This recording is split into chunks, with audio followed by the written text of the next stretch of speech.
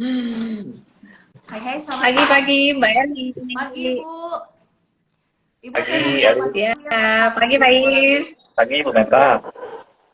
Ya, hai, hai, sahabat Oke, diaspora. ya Hari ini, di siap-siap. hari Rabu yang cerah ini, 15 Februari 2023, kita akan live buruk ya. Saya senang sekali, saya Eli dapat menemani sahabat diaspora dimanapun berada. Di kesempatan kali ini, saya ingin mengangkat tema live IG kita, yaitu bersama Buruk Go Export. Buruk membantu memberikan solusi bagi para pelaku usaha.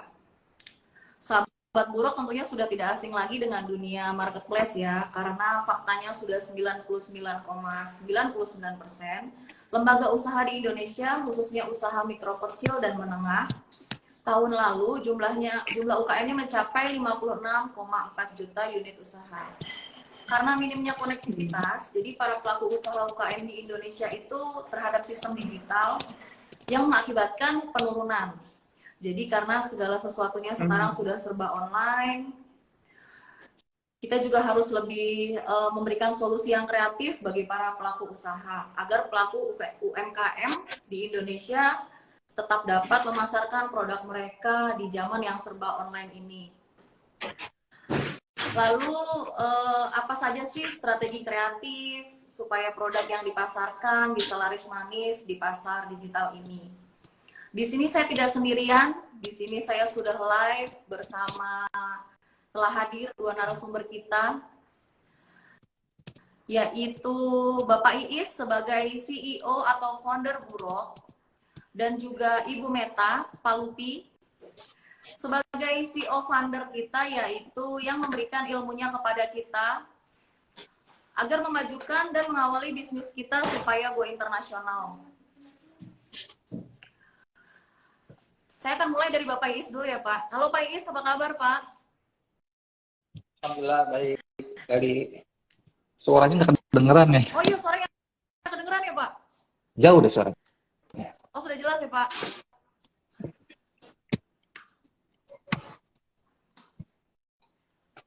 Untuk pertanyaan yang pertama Pak, mungkin ini pertanyaan untuk perkenalan ya Pak bagi Buruk dan teman-teman UMKM ataupun diaspora di sana. Awal mula Buruk terbentuk itu seperti apa sih Pak kalau boleh tahu? Oke, terima kasih Ari pertanyaannya. Oke, saya jelaskan untuk Buruk sendiri, kita buat waktu kurang lebih hampir pandemi ya. Jadi pandemi itu semua orang pasti merasakan ya, hampir semua kena dampak untuk dari segi bisnis. Nah, dari situ karena pengalaman saya background itu di marketplace internasional, jadi peralihan dari pandemi itu dari offline ke online. Nah, saya coba jalan sendiri sebenarnya untuk melakukan transaksi internasional untuk ekspor. Nah, tapi kalau saya pikir-pikir alangkah egoisnya saya tuh untuk ngerjain tuh sendiri. Karena banyak teman-teman UKM tuh yang bisa dibantu untuk melakukan hal yang sama. Akhirnya saya coba berikan diri untuk buat platform sendiri, buruk.com ini. Nah, jadi kita buatkan sendiri platformnya. Di situ juga saya didampingin dengan Ibu Meta. Bu Meta ini luar biasa juga. Beliau adalah coach dari pendamping UKM. Nah, hampir semua UKM ini penjualnya tuh banyak. Nah, jadi kita buatkan platformnya, kita buatkan fasilitasnya untuk UKM masuk ke dalam platform tersebut gratis. Nah, kita ciptakan semua di situ. Tapi belajar dari platform yang sebelumnya, hampir semua marketplace itu terkendala di Indonesia adalah masalah kurang pemahaman tentang dunia online. Nah, kurang pahamnya ini akhirnya kita coba nggak cuma buat platform, kita buatkan juga ekosistem, di mana ketika si pelaku usaha untuk masuk platform yang kita buat, mereka harus lolos kurasi dulu. Nah, seperti itu. Kita buat ekosistemnya. Jadi kita buat itu, kita buat platformnya lebih ke ingin membantu para UKM tuh bisa go internasional dengan platform sendiri. Karena mereka tuh berlomba-lomba sebenarnya untuk bisa go internasional, tapi tidak ada pendamping untuk melakukan itu. Disinilah Buruk hadir untuk membantu para pelaku usaha. Seperti itu Bu Eli. Oh baik, mengenai visi dan misinya Pak, boleh nggak sih Pak lebih dijelaskan lagi nih, masih ada yang belum paham mungkin untuk visi Oke, jadi misi Burok sendiri Pak. hmm. Jadi visi misinya itu kita ciptakan platform ini agar semua produk-produk pelaku usaha ini bisa diterima di semua negara. Artinya bisa terekspos. Artinya kalau sudah terekspos seperti ini, kita berharap mencetak eksportir baru dari Indonesia yang bisa go internasional. Nggak cuma dalam segi apa namanya, cuma tampil di Buruk doang. Kita mau tuh kayak pelaku usahanya tuh berkembang semua. Mereka harus bisa jalan sendiri. Boleh kita bicara ekspor itu nggak usah bicara muluk-muluk untuk pelaku usaha awal-awal. Itu kita awalnya cross border dulu.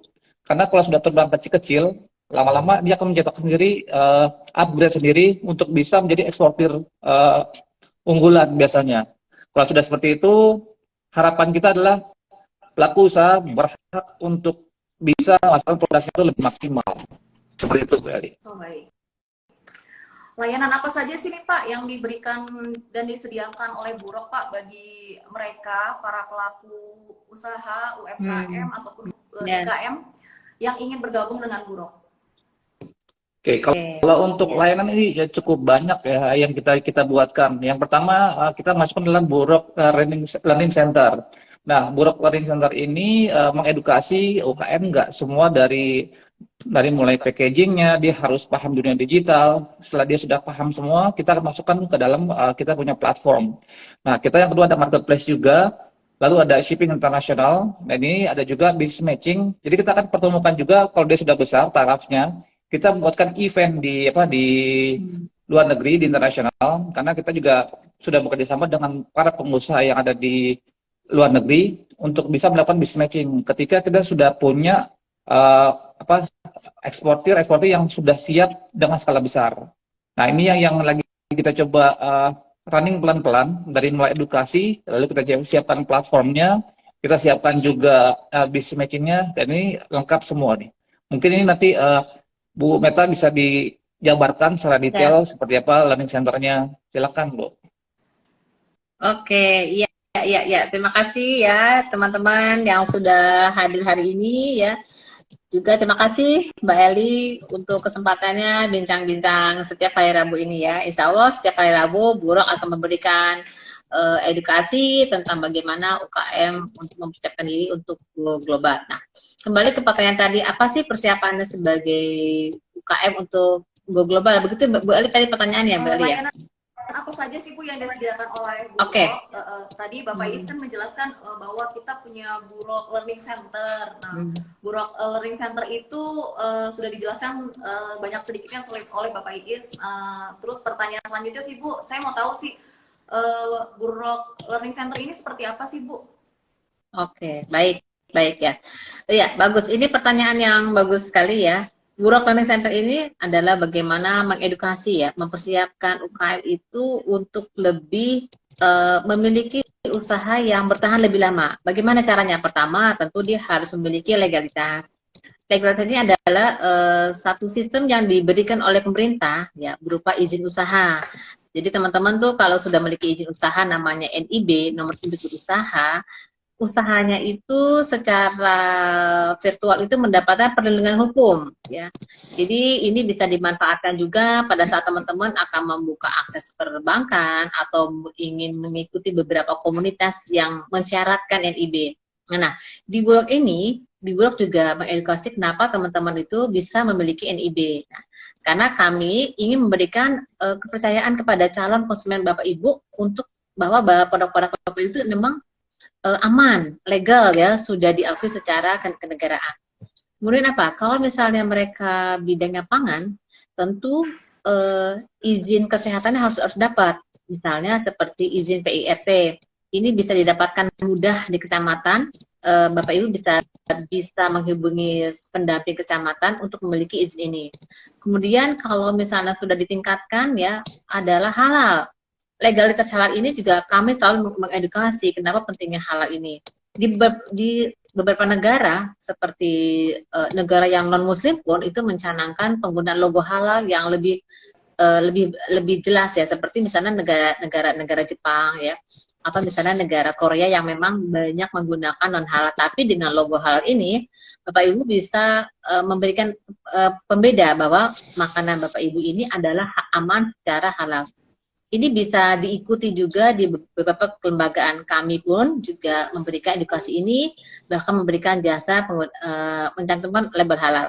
Nah, apalagi edukasi, kita juga memberikan edukasi masalah penggunaan media sosial. Nah, ini yang selalu menjadi pertanyaan paling banyak, gimana sih caranya di dunia media sosial ini menghadapi penjualan secara online. Nah, kami juga akan banyak menjelaskan manfaat penggunaan website, manfaat kenapa harus registrasi ke Burok, ya, kenapa Bapak Ibu harus mempunyai konten-konten yang menarik. Di sini di bisnis Burok Learning Center ini akan banyak diedukasi. Kami sering mendapat undangan pasti terkait tentang masalah edukasi media sosial. Nah, silahkan teman-teman kalau yang ingin bergabung kepada Burok Learning Center, silahkan menghubungi customer care kami. Bagaimana supaya bisa menggunakan website yang baik, bagaimana menggunakan konten yang menarik, kemudian kita juga mengedukasi dan mengkurasi foto-foto produk teman-teman itu agar lebih menarik. Jadi kita bisnis ini adalah jujur ya, jujur itu artinya gini, fotonya memang kalau fotonya bagus ya tampilkan bagus misalnya. Kalau misalnya bajunya itu bahannya katunnya halus, sampaikan halus. Nah, jadi kita memberikan jasa juga foto-foto yang menarik supaya konsumen yakin bahwa memang yang ditampilkan itu adalah seolah-olah real ya. Itulah kita makanya bisnis yang kami sampaikan adalah bisnis edukasi yang kami sampaikan ini adalah edukasi yang memang agar konsumen itu percaya dengan produk-produk Bapak Ibu sehingga mereka merasa perlu membeli produk-produk Bapak Ibu ketimbang ke toko lain. Itu sih Mbak Eli. Ya Bu, baik. Selanjutnya tadi kan Bapak Iis juga menjelaskan bahwa Burok ini juga kan ada marketplace-nya ya Bu. Boleh tahu nggak sih Bu? Boleh tahu nggak sih Bu bedanya marketplace yang sudah ada saat ini seperti si toko hijau dan si toko si toko orange ini Bu, bagaimana? Iya ya. Sekarang marketplace banyak ya. Ini sebenarnya dengan adanya bertumbuhnya marketplace ini adalah membuka kesempatan UKM ini menggunakan secara optimal. Nah, sekarang bedanya apa? Burok yang terbang cepat dan terbang tinggi ini dengan si orange, si hijau yang lain. Nah, burok.com ini lebih orientednya adalah untuk ekspor, ya. Tadi disampaikan oleh Pak Iis, kenapa kita harus go global, ya. Pasar di luar itu banyak sekali yang ingin dengan produk-produk Bapak Ibu. Nah, burok.com ini memiliki akses secara diaspora. Kami sendiri juga komisaris kita juga ada di New Zealand, Pak Syarif, kemudian kita juga ada kawan-kawan akses yang lain di trader di luar negeri, sehingga produk-produk Bapak Ibu itu berpromosi melalui burok.com. Caranya mudah banget ya, cara tinggal registrasi, tampilkan foto yang baik, menyampaikan nomor NIB, sehingga produk-produk Bapak Ibu dan UKM ini memiliki kesempatan promosi secara global. Tapi apakah sampai di situ? Enggak. Jadi kami pun memberi kesempatan bahwa produk-produk Bapak Ibu pun juga bisa dilihat secara lokal. Ini menjadi salah satu visi misi kami bahwa teman-teman UKM ini memiliki akses tidak hanya secara global maupun lokal, dan ini memang menjadi salah satu kalau saya bilang ini UKM beli bela UKM, jadi tidak hanya lokal, tapi pun juga kita bisa go global. Nah, ayo gabung di burok.com, dan sudah banyak produk-produk teman-teman yang bisa go internasional. Gitu Bu Eli. Baik, Bu, mau tanya dong, gimana sih Bu cara join di Burok, dan ada biayanya nggak sih Bu untuk bergabung sebagai penjual atau vendor di Burok? Ya, ini banyak juga pertanyaan kepada kami ya. Sempat awal-awal berdiri tuh ragu, ini masuk ke Burok yang begitu internasional, pakai promosinya lebih luas, pakai bayar nggak? Tidak, kami sama sekali tidak memungut biaya pun untuk daftar di Burok ya. Teman-teman dari developer kami yang profesional akan membantu Bapak Ibu untuk daftar di Burok. Cukup, tapi syaratnya tentu ada ya. Kami akan memberikan kurasi yang tadi sampai disampaikan bahwa namanya Burok Learning Center itu mengkurasi produk-produk Bapak Ibu memang yang sudah cocok. Misalnya punten ya, kalau misalnya bocor tentu tidak bisa kita masukkan ke dalam Burok. Apalagi jahitan ini loh Bu Eli, jahitan baju yang agak sobek-sobek ataupun kurang kenceng, itu tidak secara kurasi tidak bisa kami tidak bisa diterima di burok.com. Apalagi Yang sering kita dapat itu, oh ini ya Bu Eli ya, kerupuknya sudah melempem ya, ataupun tiba-tiba kita coba kurasi bau apek, itu tidak bisa dikirim. Dan yang paling penting, expired date-nya itu minimal 8 bulan untuk produk-produk makanan. Itu aja gampangnya. Oh, baik. Ya. Pertanyaan selanjutnya Bu, tadi juga kan Bapak Iis menjelaskan mengenai bisnis matching ya Bu. Bisnis matching yang Mm-mm. diberikan oleh Burok itu contohnya seperti apa sih Bu? Karena mungkin di sini juga banyak yang belum paham nih, seperti apa sih bisnis matchingnya? Oke, ya ya. Iya ya. Nah, bisnis matching di zaman sekarang ini kan secara online ya. Bagaimana teman-teman ini bisa menggunakan media sosial seoptimal mungkin. Nah, bisnis matching yang kami edukasi adalah bagaimana teman-teman ini masuk ke banyak nama. Kalau kami bilangnya masuk beberapa komunitas ekspor yang ada di Facebook, ya. Di situ ada namanya UKM Go Export, ada namanya ekspor impor Indonesia, ada namanya Beli Bela UKM, ada namanya Lunas. Itu beberapa di Facebook itu yang memang tujuannya go global. Nah, di situ teman-teman bisa mulai mempromosikan produknya. Tapi ingat ya bahwa kalau bisnis matching melalui online itu hati-hati. Kenapa? Karena kita kan bayar yang benar-benar fix ya. Nah, kemudian apalagi cara lewat Instagram. Saya punya binaan beberapa UKM yang melalui Instagram menjualnya, yang beli itu adalah teman-teman dari Kanada, Amerika, Hong Kong. Bajunya itu adalah baju-baju cosplay, baju-baju kalau kita bilang tuh anime ya. Tapi membangun itu nggak mudah ya teman-teman ya, membangun kepercayaan bahwa produk kita bagus dan baru itu adalah bukan fake ya. Pertama masuknya adalah dari komunitas. Misalnya kalau komunitas hobi, tentu lingkaran mereka adalah orang-orang yang hanya itu aja ya. Tapi dengan terus kita mempromosikan foto-foto yang baik, kemudian mempromosikan bahwa lokasi kita benar di sini loh gitu ya. Misalnya kan kadang-kadang kalau di Instagram atau di Facebook itu kan diminta lokasinya harus yang betul ya. Nah, kelanjutan dari situ bisnis matching adalah terus intensif tuh, tanya-tanyanya lebih detail. Dan saya ingatkan selalu ke teman-teman yang mulai mendapatkan bayar, selalu mintanya DP ya. Karena kalau DP itu tidak ada, mendingan tinggalkan. Karena kenapa?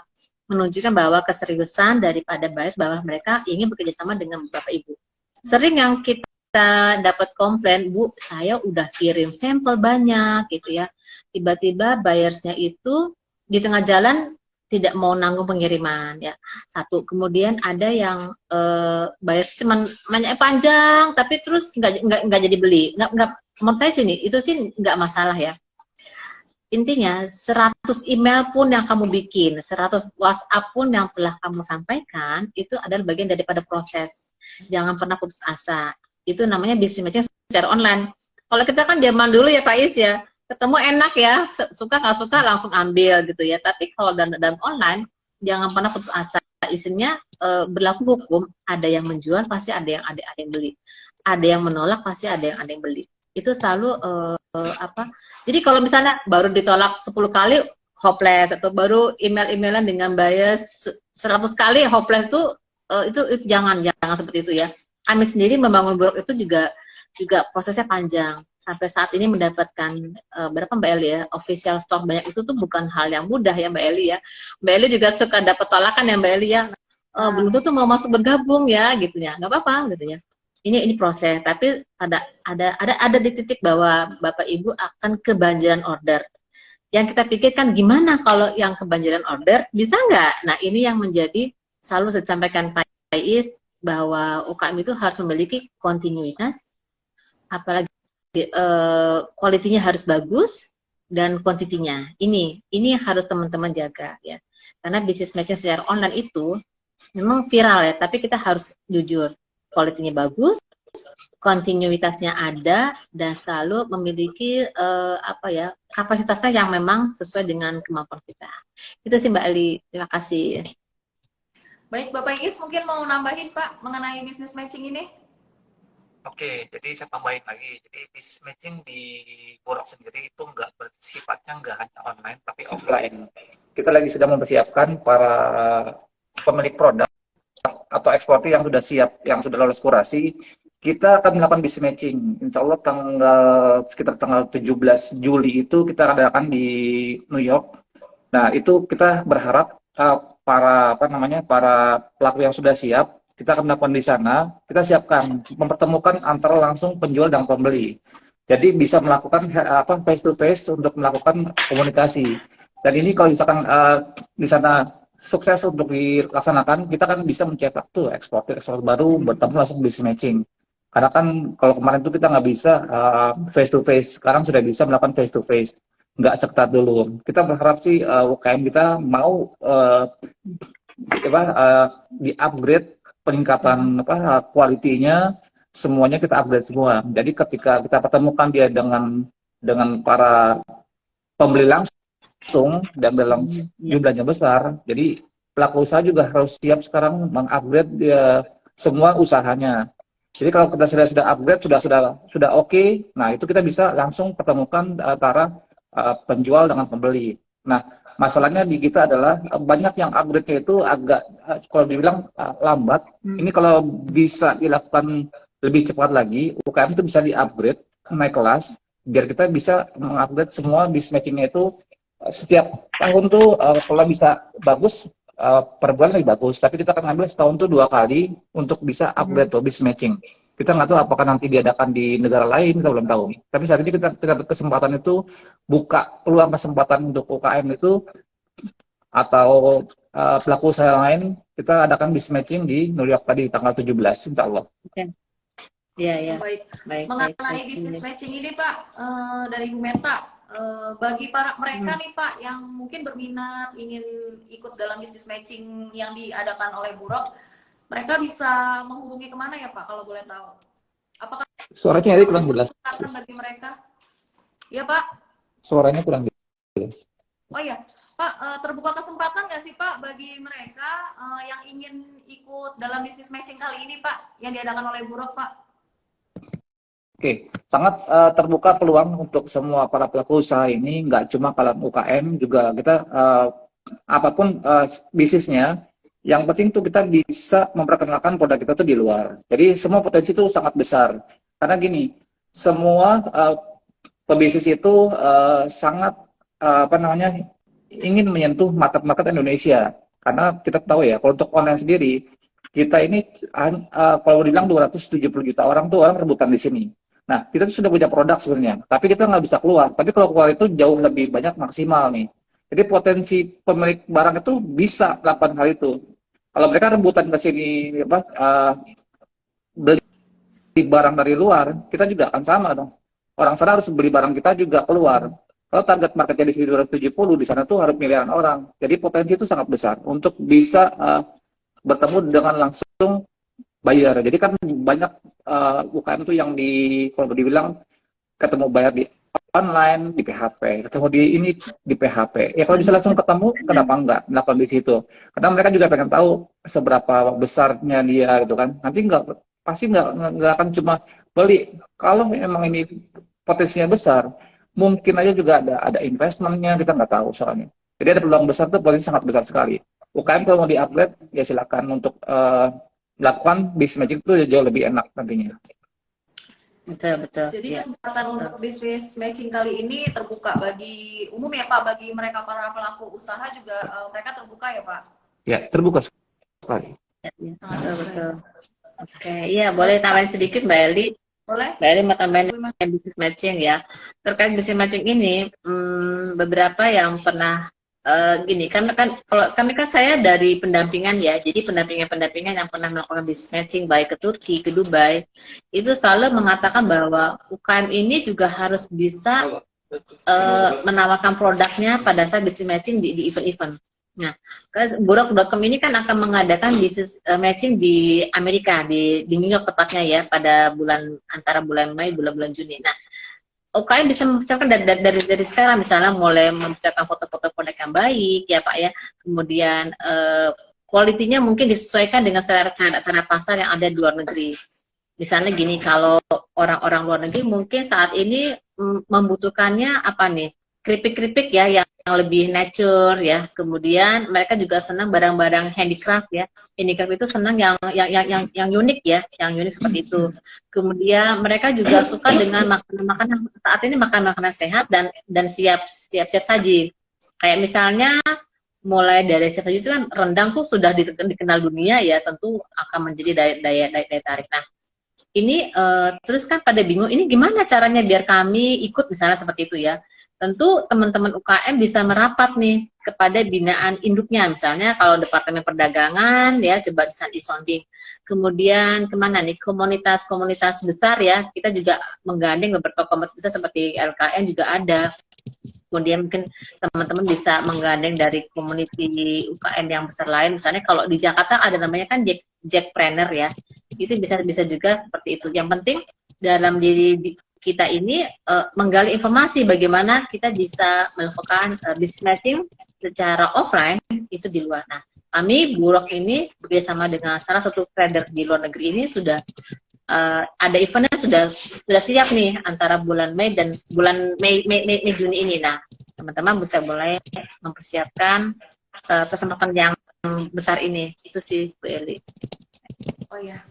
Baik, ke pertanyaan selanjutnya tadi juga kan Bapak Iis ada ngomong soal Burok Express, yaitu shipping dari Burok sendiri. Boleh dijelasin nggak Bu, seperti Bapak atau Ibu boleh dijelasin seperti apa sih Pak shippingnya itu, terus apakah sudah ada yang menggunakan jasa kirim Burok Express ini, terus ke negara mana saja sih yang udah pernah Burok kirim? Seperti itu ya. Kayaknya Pak Iis nih expert nih masalah express nih Pak Iis. Oke, jadi untuk shipping internasional ini kita buatkan juga di Burok ini, karena gini, ada beberapa kendala ketika UKM itu atau pelaku usaha itu mengirim barang ke luar negeri dengan kos yang mahal. Nah, kita siapkan secara volume dengan masif dengan harga yang terjangkau. Jadi kalau mau kirim sampel itu ya silakan kirim dari Burok itu sendiri dengan sangat mudah dan cepat. Kita bisa melakukan pick up juga. Jadi mau beratnya 1 kilo, 500 gram, kita akan kirimkan pick up juga. Jadi semudah itu. Sama ketika marketplace-nya ada order itu, si pelaku usaha nggak perlu datang langsung ke timnya forwarding, ya segala macam, nggak usah. Jadi kita pick up. Semua urusan license itu kita siapkan semua. Jadi kita membantu para pelaku usaha itu dari mulai pelatihannya, lalu fasilitatornya untuk buat katalognya, sampai proses pengiriman. Nah, ini yang kita lakukan. Jadi hulu ke hilir kita take care semua. Artinya pelaku usaha siap mengupgrade semuanya. Legalitasnya pun kalau misalkan Pak kayaknya bisa harus diupgrade ya legalitasnya. Ini silakan dibuatkan juga. Jadi dari hulu ke hilir kita siapkan. Shipping internasional ini sangat dibutuhkan. Karena kalau mereka mau kirim sampel itu sangat mudah juga sebenarnya. Dengan kos yang murah dan peluang besar bagi para pelaku usaha tuh kalau kirim sampel. Kemarin kita ada UKM juga, bukan UKM sih, skalanya sudah menengah. Dia kirim sampel ke 5 negara, satu negara confirm untuk bisa melakukan order yang cukup besar. Kalau nggak salah 2 kontainer itu dari mereka kirim sampel. Nah, dari kirim sampel itu ternyata berbuah hasil. Nah, ini yang harus dimaksimalkan. Karena kalau kita pengen introduce, biasa kalau bayar itu lihat nih barangnya seperti apa. Karena kalau cuma di online aja mungkin gambar bisa kelihatan, tapi mereka pengen dipegang. Oh, seperti ini. Ketika cocok, jalan. Jadi shipping ini yang sangat-sangat dibutuhkan nih. Yang mau kirim sampel silakan, kita bisa bantu semua. Jadi ketemu dibayar dengan siapapun bisa menggunakan shipping internasional dari Burok sendiri. Baik, ada minimal nggak sih Pak untuk pengiriman dari kalau menggunakan jasa kirim Burok ini Pak?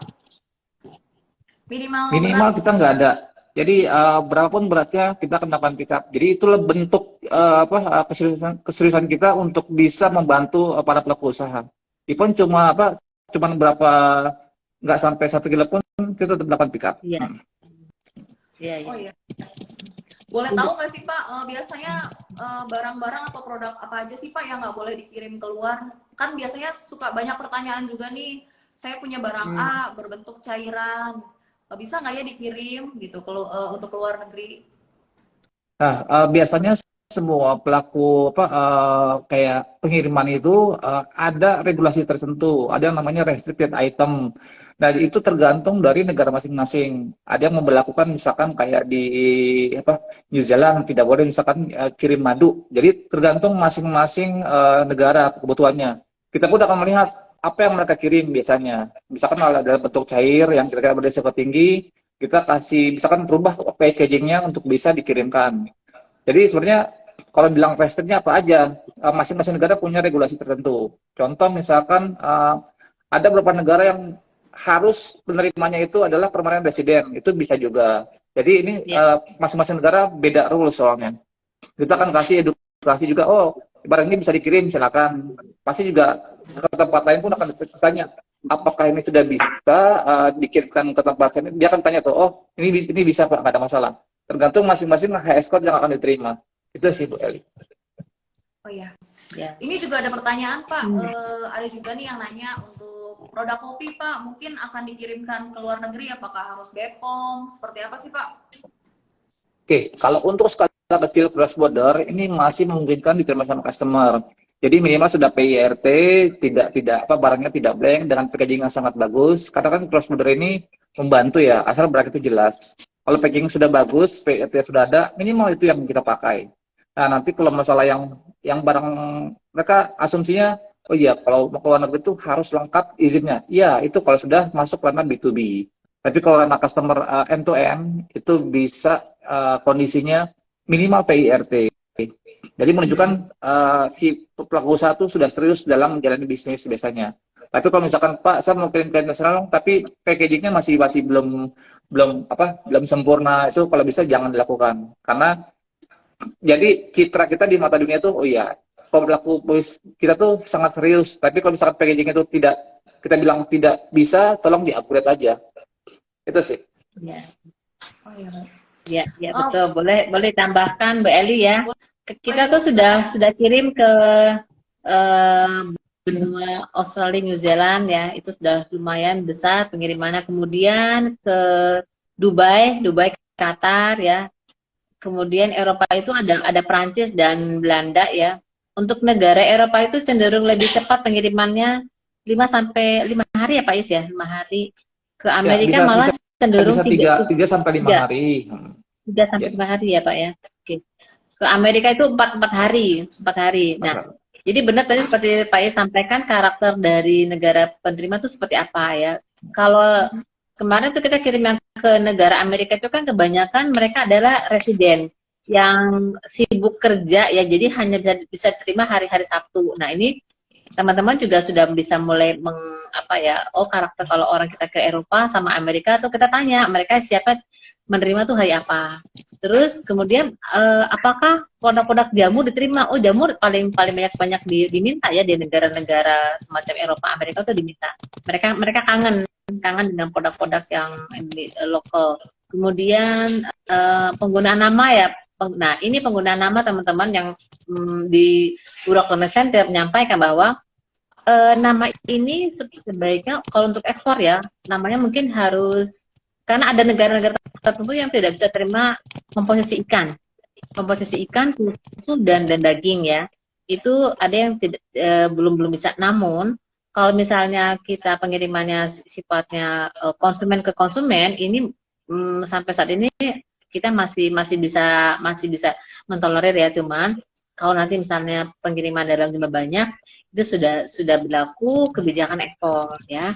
Jadi teman-teman nggak usah ragu, nggak usah bingung gitu. Wah Bu, kalau saya kirim ikan asin bisa nggak Bu ya? Kita ikan asin kemarin kirim juga tuh ke Amerika ya. Ke Amerika juga ada yang kirim, ke New Zealand juga ada yang kirim. Selama sifatnya memang konsumen kepada konsumen itu aman ya. Kalau sudah masuk ke regulasi dalam jumlah besar, artinya mulai kontaineran atau mungkin lebih dari 100 kilo itu berlaku kebijakan ekspor ya. Nah, ini sebenarnya kenapa Buruk ada tagline-nya ekspor rasa retail. Nah, artinya apa? Semua produk itu bisa diekspor. Sejauh ini memang untuk retail kita sepertinya masih aman ya, dan banyak permintaan seperti itu. Gitu. Lanjut ke pertanyaan selanjutnya Ibu ya. Yep. Boleh. Bagaimana sih Ibu dan apa saja yang harus dipersiapkan para pelaku usaha UMKM khususnya untuk mempersiapkan usahanya agar lebih berkembang secara mandiri? Oke, ya. Pengalaman saya sebagai pendamping ya sejak 6-7 tahun yang lalu, UKM ini awalnya ada yang masih coba-coba. Ada yang sifatnya bagaimana teman saya bikin bilung, saya bikin bilung, saya bikin keripik pisang ya. Sebenarnya apapun usaha Bapak Ibu adalah yang diutamakan adalah konsistensi. Kemudian bagaimana mempertahankan, jadi bukan berapa besarnya usaha Bapak Ibu atau berapa besarnya omset Bapak Ibu. Yang penting adalah bagaimana mempertahankan usaha ini lebih lama, ya. Kadang banyak yang saya temui UKM itu di saat dia membuka usahanya karena ikut-ikutan, akhirnya dia banting setir kepada usaha yang memang sesuai dengan passion dia, ya. Tapi ada juga yang dia bikin usaha, saya bisa masak, tapi permintaan pasar saya adalah baju batik anak. Dia banting setir baju batik anak. Nah, pada intinya adalah usaha itu bagaimana kita bisa berkreasi. Saya punya saya kasih contoh aja ya, di mana seorang usaha rajut sepatu itu namanya Ibu Fatimah. Dia di saat sehari-hari dia adalah penjahit baju daster, konveksi baju daster. Kemudian di saat pandemi dia banyak event-event yang membutuhkan sepatu dalam bentuk rajut. Dia nyari keunikan. Belajar, akhirnya sepatu rajutnya itu bahkan sudah banyak dipesan oleh orang-orang luar negeri secara custom ya. Jadi pengirimannya masih 1, 2 seperti itu. Artinya apa? Dia mau berubah di mana posisi pasar tuh minta gitu loh. Dan dia mau belajar. Oke, setelah itu perjalanan waktu pandemi di mana orang tidak butuh sepatu yang custom yang lumayan harganya, banting setir lagi, bikin apa? Bikin masker karena kalian dia adalah keterampilan menjahit. Nah, di sini dia artinya bertahan di usaha yang ada. Tetap adalah usaha dia adalah keterampilan ya. Dia nggak akan banting setir ke makanan karena dia memang usahanya keterampilan. Dari situ dia buka usaha masker kain. Waktu itu lagi ngehit banget. Nah, dari situ dia inilah makanya kita kalau saya bimbingnya gini, kita punya ilmu, bagilah gitu. Itu bagian daripada amal. Setelah dia beramal dengan mengajarkan 8 ibu rumah tangga menjahit, omsetnya itu pada saat pandemi itu, saya waktu itu saya bantu itung bikin keuangan itu sebulan 50 juta. Masker loh, masker kain 50 juta. Dan itu dia bagi kepada 8 ibu-ibu rumah tangga yang diajarkan. Nah, setelah masker turun karena adanya masker yang instan, banting setir lagi. Kita tuh diskusi, saya sama-sama itu diskusi apa ya gitu ya. Dari situ kita tuh saya diskusi, mau nggak ilmu kamu itu dibagikan kepada orang lain? Akhirnya, saya senang banget bagi-bagi ilmu. Akhirnya di masa setelah pandemi itu, dia diminta jadi mengajar menjahit di beberapa dinas yang Bekasi, dinas Jakarta Barat. Kemudian dia mendapatkan pesanan itu sarung COVID kan kalau tempat tidurnya harus pakai spraynya harus instan ya, 2 hari sekali ganti. Itu dia minimal 500 set itu kasur spray COVID gitu ya. Nah, artinya di sini kita bisa belajar bahwa adalah usaha itu adalah bukan bagaimana banyaknya omset, tapi bertahan di saat kita naik turunnya. Ada permintaan ini dia bisa, permintaan ini tuh dia bisa. Artinya konsistensi dan satu lagi mau berbagi. Nah, di era seperti ini, di mana sejak pandemi ini sebenarnya kalau saya bilang kita lebih banyak kreatif ya. Kreatif gimana nggak kreatif ya? Soalnya tadinya kita bisa berdagang anytime ya, bisa buka-buka bazar, nawarin ketang ataupun buka-buka toko. Di zaman pandemi justru kita teman-teman tuh diajarkan media sosial. Teman-teman yang harusnya sewa toko bisa 30 juta setahun, sekarang kenapa nggak buka aja di rumah? Buka aja di website, buka aja di media sosial kayak Facebook yang Beli ataupun WhatsApp, status WhatsApp. Artinya teman-teman diminta untuk lebih kreatif. Ya, wah, kemarin kita pakai sewa toko mahal, bayar pegawai mahal. Sekarang kita juga bisa jadi pegawai juga ya, pegawai juga, tukang foto juga gitu ya. Kemudian kita juga bisa sambil ngawasin anak-anak di rumah. Itulah secara online itu membuat teman-teman lebih kreatif, bertahan dengan dunia usaha. Ada terus satu lagi, Mbak, dengan apa ya, penjualan secara online dan media sosial ini artinya membuka kesempatan lapangan kerja baru yang namanya reseller ya. Kalau di dunia online namanya affiliate ya, bahasa online itu affiliate. Tapi kita bilang itu reseller gitu ya. Itu saya ketemu di acara bazar, satu orang ibu-ibu jualan kacamata. Awalnya dia punya counter kacamata. Pandemi tutup dong, nggak ada yang beli kacamata kan, pasti mikirin makanan. Justru omsetnya naik di saat dia itu buka online. Dia punya 8 reseller. 8 reseller kan dia lokasinya di Bekasi. Dia punya 8 reseller, ada yang di Pamulang, ada yang di Jagakarsa, ada beberapa titik. Justru omsetnya naik. Artinya apa? Selama kita mau berbagi, berkreasi, itu insya Allah ada kemudahan. Dan ini di era pandemi online ini, itu namanya reseller itu, berbagi itu menjadi salah satu kesempatan kita, peluang-peluang usaha-usaha baru.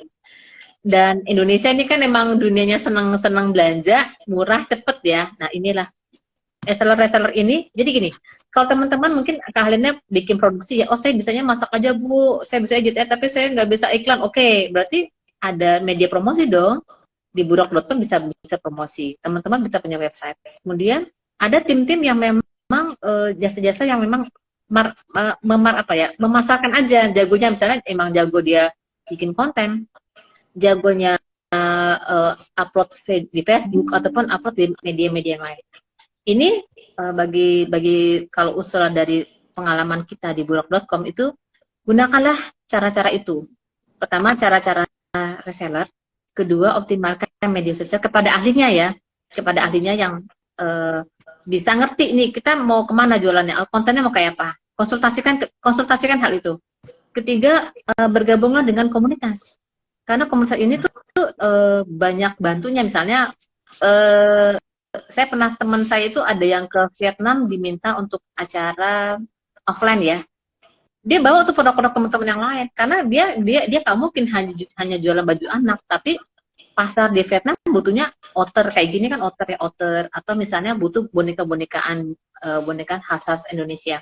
Nah, jadi 3 itu yang teman-teman bisa menguatkan usahanya. Pertama tadi saya bilang bahwa tetap bertahan di usaha yang ada, berkreasi, kemudian manfaatkan media sosial kepada orang-orang yang memang mengerti soal itu. Ketiga, bergabunglah dengan komunitas sehingga teman-teman bisa lebih bertahan, berkembang dan lebih kreatif. Itu sih Mbak Eli. Oh ya, terima kasih Bu. Ke pertanyaan selanjutnya nih Bu, yang sering ditanyain sama UKM juga nih, yang gak kalah penting. Iya. Seberapa besar sih Bu potensinya produk UKM di pasar global? Oke. Wah, ini mah besar banget ya kalau kita diskusi dengan teman-teman diaspora, dengan teman-teman luar, itu inilah yang kenapa awal kembali ke visi misi yang tadi disampaikan Pak Is. Semua potensi itu besar banget ya, selama kita memang konsistensi untuk memasarkan secara online. Karena kan pasar kita kan global ya. Kalau dari pengalaman UKM yang pernah masuk bisnis Buruk Business Center itu, kayak sambal-sambal itu tetap diminta basah, bumbu kacang, kemudian keripik-keripikan yang tentu sudah memiliki expiry panjang ya, keripik-keripik itu tetap diminta. Kemudian untuk yang craft itu saya pernah diskusi dengan salah satu trader di luar negeri itu cerita bahwa kayak apa, habit dari orang UEA itu 16 kali tuh produk-produk ke rumah tuh ganti semua, home decornya ganti semua. Nah itu menjadi salah satu kesempatan kita mengupgrade, banyak promosi, membuka link sebesar-besar Instagram, kemudian menggunakan search engine kalau SEO ya, kalau kita bilang SEO-nya itu sasarannya adalah orang-orang yang memang, kalau craft itu emang orang-orangnya mereka high end ya, itu ya. Kemudian karena mereka total kalau kayak Eropa itu kan dia punya 4 musim ya, Itu mereka kalau kalau orang sana tuh kalau udah baju satu nggak mungkin dipakai baju kedua, baju ketiga, ataupun misalnya home decor mereka kalau udah tadinya rustic dia mau besok saya 6 bulan lagi mau ganti yang lain. Nah, tinggal kita pinter-pinter kita membaca peluang itu. Dan sekarang itu tren dari negara di Eropa adalah kembali ke nature ya. Nature artinya gini. Nature mereka ingin makanan-makanan yang sehat. Terus tapi tetap aja mereka pingin makan enak tapi praktis. Jadi kemanya banyak kiriman kita yang ke Prancis itu makanan-makanan praktis. Itu tetap menjadi selling point. Intinya sih semua produk di Indonesia itu tetap menjadi daya tarik ya, bikin kangen. Nah, mungkin Pak Is bisa lebih banyak cerita karena Pak Is kan banyak di dunia tentang marketplace ya Pak ya, waktu Bapak di berapa 8 tahunan di marketplace yang luar Pak. Ya kan Pak Is? Ya, jadi potensi untuk para pelaku usaha ini sangat besar sebenarnya chance-nya. Itu tadi yang tadi saya bilang bahwa orang tuh rebutan di sini cukup banyak kan produk-produk kita karena orang kita konsumtif. Sebenarnya orang luar juga konsumtif sebenarnya. Nah, cuma kita tidak bisa ada fasilitator yang membantu karena banyak sih platform-platform marketplace itu yang mereka kadang-kadang mau masuk aja harus bayar puluhan juta. Dan itu mereka butuh marketing. Nah, kita sediakan ini gratis 100% untuk para UKM atau para pelaku usaha. Jadi manfaatkan media-media ini yang harus dimaksimalkan.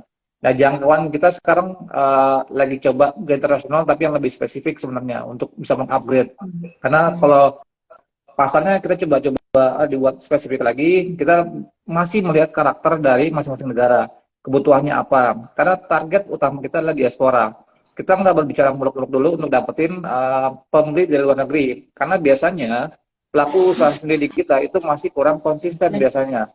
Nah, ini yang kita mau bangun dari awal, step by step. Kalau kita bicaranya cross border, berarti kecil. Karena pelaku usaha itu yang mulai dari kecil, kita berharap mereka jadi besar. Ketika sudah besar, nah itu yang kita harapkan tercetaknya eksportir baru. Nah, makanya apa yang perlu dipersiapkan itu sangat-sangat harus maksimal. Yang pertama, ketika barang itu sudah bisa diterima semua negara, yang dilakukan adalah pembuatan legalitas. Biasanya, kendala pelaku usaha, ketika barangnya sudah banyak berkembang keluar, legalitasnya tidak dilengkapi. Itu yang bahaya sebenarnya. Akhirnya dia numpang ke tempat lain, gitu kan. Kan sayang kita harus berbagi-bagi, share gitu. Kalau bisa, kalau sendiri bisa, kenapa enggak? Sendiri kita ciptakan itu biar mereka explore sendiri ketika sudah bisa berkembang, legalitas sudah oke, lalu upgrade dengan sosial media pun itu wajib punya. Dan kalau dibilang ini sudah bisa lagi nggak usah buat sosial media, jangan, semua harus di-upgrade karena bisnis ini semua sudah bergeser.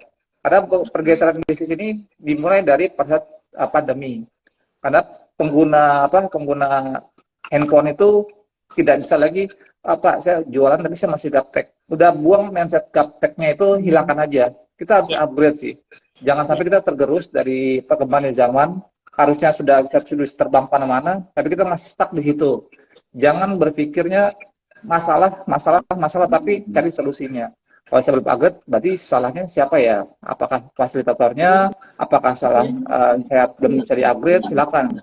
Yang nextnya adalah kayak investasi digital sangat perlu.